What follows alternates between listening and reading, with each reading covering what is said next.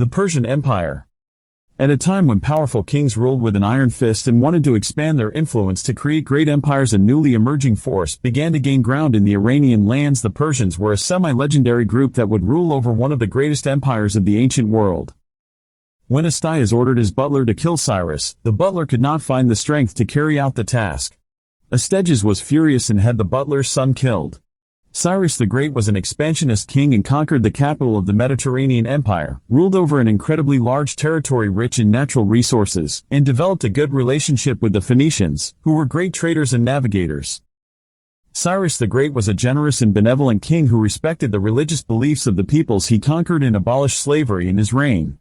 He ruled a variety of different cultures and societies in good harmony, earning him the title of the later Shepherd King. Cyrus died in 530 BC and is buried at Pasargad in an incredibly modest tomb for a man who commanded such a large and wealthy empire. The Persian Empire continued to expand after his death and at its peak encompassed some 8 million square miles covering Asia, Africa, and Europe. The Persian army was composed of many peoples of different cultures and their main strength was in their archers. They also made good use of camels, and their elite warriors were the Immortals, a force of 10,000 highly trained men who served as the royal guard. The Persians maintained many capitals to keep control over the vast territory of the empire. Persepolis was the most luxurious and impressive city of the empire, and was built by free laborers.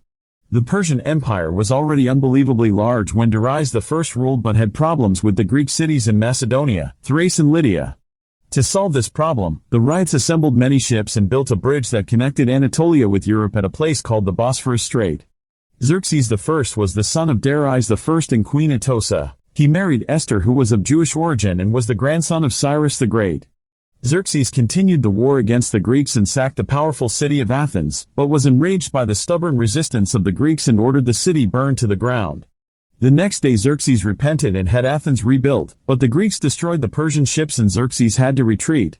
Xerxes returned to Persia psychologically devastated at losing so many men in the chance to conquer Greece, and was finally murdered in 465 BC. After many years of battles and turbulent successions, the Persian Empire was ruled by King Darius III until 336 BC, when Alexander the Great defeated him at the Battle of Issus.